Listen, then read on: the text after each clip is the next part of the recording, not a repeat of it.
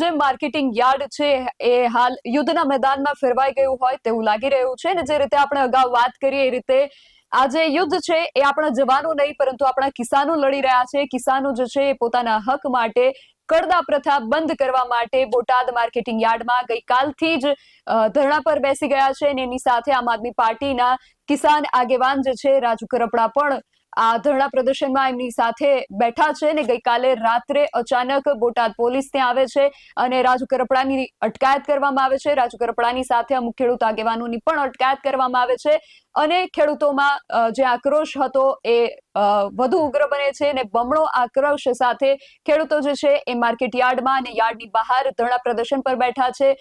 તાજેતરમાં જે અપડેટ સામે આવી રહી છે કે બાર રોડ ઉપર જે ખેડૂતો ધરણા પ્રદર્શન પર બેઠા હતા એમની પણ પોલીસ દ્વારા અટકાયત કરવામાં આવી છે. આમ આદમી પાર્ટી જે છે આ બાબતને લઈને ખૂબ આક્રમક જોવા મળી રહી છે.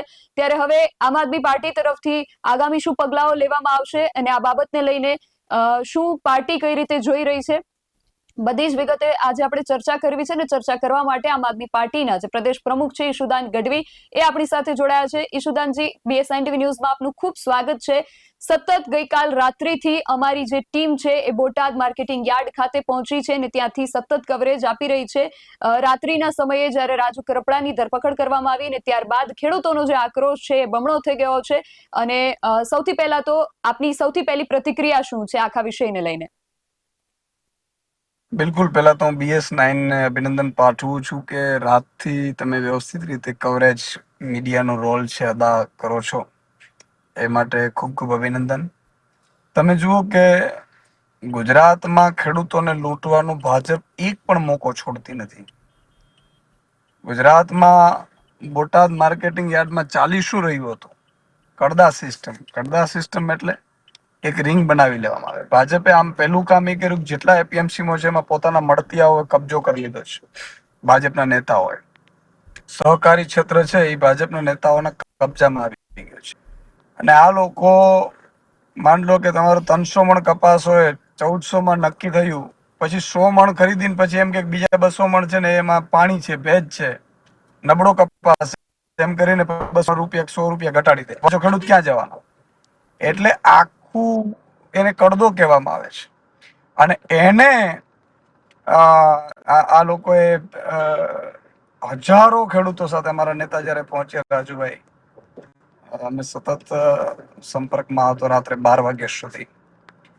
તો રાત્રે 3 વાગે આતંકવાદી જેમ પોલીસ આવે છે. પહેલા તો મૌખિક કહ્યું કે ભાઈ મૌખિક તમને મંજૂરી મળે, અમે આવું નહીં કરીએ.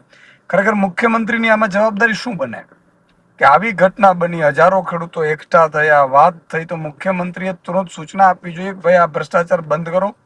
ન માત્ર એક પરંતુ ગુજરાતની દરેક મંડીમાં, દરેક APMCમાં ભ્રષ્ટાચાર ચાલતો હોય તો તુરંત બંધ કરી દેવામાં આવે. મુખ્યમંત્રીએ ના કર્યું, મંત્રીઓએ ના કર્યું, ફાંકા ફોજદારી મંત્રીઓએ. અને છેલ્લે ધરણા અમારે એલાન કરવા પડ્યા. ધરણામાં એલાન કર્યા પછી રાત્રે 3 વાગે જેમ આતંકવાદીઓ એવી રીતે પોલીસને મોકલે છે અને રાજુભાઈની ત્યાંથી ધરપકડ કરે છે, ખેડૂતોને બંધક બનાવે છે, APMC ઉપર તાળા મારી દે છે. તો આ મામલે આવતીકાલે હું જવાનો છું અને બોટાદ APMCમાં અમે મુદ્દા ઉઠાવવાના છીએ. જી. અને ખેડૂતોની, ઈશુદાનજી, જે મુખ્ય માંગણીઓ છે, 2 મુખ્ય માંગણીઓ કહેવામાં આવી રહી છે, તો કઈ મુખ્ય માંગણીઓ છે એના વિશે વિગતે તમારી પાસેથી જાણવું છે. બિલકુલ, આ તો નોર્મલ માંગણીઓ, તો આમ તો માંગણીઓ તો એ તો ખરેખર APMCમાં કડદા સિસ્ટમ હોય જ નહીં. આ તો ભાજપના રાજમાં કડદા સિસ્ટમ જે બંધ કરવામાં આવે. બીજું શું કરવામાં આવે છે, એની મિલ કે તો એને કહી દે ભાઈ મિલમાં તમે પહોંચાડી દો. હવે એમાં એનો ભાડો પાછો ખેડૂત ઉપર. એક તો કપાસના ભાવ નથી મળતા, ખેડૂત પાયમાલ થઈ ગયો છે, અમેરિકાથી ઇમ્પોર્ટ કર્યું છે, કપાસ તળિયે બેસી ગયું છે, કપાસની મજૂરી જ અમને મોંઘી પડી રહી છે, પાછું ત્યાં જઈએ તો ત્યાં લૂંટાવાનો, પાછો દર વખતે લૂંટાવાનો. એટલે અમારી આ 2 માંગો હતી ખેડૂતોની. એ 2 માંગો ઓરલી તો મંજૂર કરી દીધી હતી અને આ તો રૂટીન પ્રક્રિયાનો ભાગ છે. અને આમાં તો હું તો એમ કહું છું કે ગુજરાતમાં આ માંગો થતી હોય તો કરી દેવાની હોય, પણ ભાજપને એવું થયું કે ભાઈ લેખિતમાં નથી આપવું. આપણે બધા આપણા જે લૂંટના કેન્દ્રો છે બધા બંધ થઈ જશે તો આપણે આવક ક્યાંથી થશે? તો આપણા દીકરા દીકરીઓને આપણે વિદેશમાં કઈ રીતે ભણાવી શકીશું? આપણે બંગલા ફાર્મ હાઉસ કેમ બનાવી શકીશું? એટલા માટે થઈને એમણે પછી પોલીસનો દુરુપયોગ કર્યો પોલીસને પણ પોલીસનો એટલા માટે દુરુપયોગ છે કે 30 વર્ષથી એકની એક શાસન છે, એમાં આપણો વાંક છે. કોઈ પણ સરકાર 30 વર્ષ રહી એટલે સ્વાભાવિક છે કે એને અહંકાર આવી જાય, એ અત્યાચાર કરે, એ બળાત્કાર કરે, છે લુકાગીરી કરે, ગુંડાગીરી કરે, અને એવી ભરતી થતી હોય પાછા પોલીસ લાગવગથી, એટલે એ ચમચા જ ભરતા થતા હોય, અને ચમચાઓને જ એ લોકો આગળ કરે. સારા વ્યક્તિઓ, ઈમાનદારો, એ તો બધા બિચારા બેઠા હોય. એટલે તમે જો એક્સટેન્શન ઉપર એક્સટેન્શન ડીજીપી ને આપવામાં આવે છે, એક તો ડીજીપી બીજાનો વારો નથી આવતા, બીજાને જે ડીજીપી બનવું હોય એને, અને ઉપરથી ભાજપના નેતાના આશીર્વાદથી ડીજીપી એક્સટેન્શન મેળવ્યું હોય તો એ તો કરવાના શું? માત્ર ભાજપની ચમચાગીરી. બંધારણ ભૂલી ગયા છે, શપથ લીધા છે ભૂલી ગયા છે. એટલે આ તમામ બાબતોમાં આટલી વાત ચોક્કસ છે કે આમ આદમી પાર્ટી મજબૂતાઈથી લડશે. આ મુદ્દો અહીંથી અટકી નથી જતો. કાલે હું જવાનું છે, જરૂર પડે માનનીય અરવિંદ કેજરીવાલજી પણ આવશે. જી ઈશુદાનજી, આપ અમારી સાથે જોડાયા તે બદલ આપનો ખૂબ આભાર.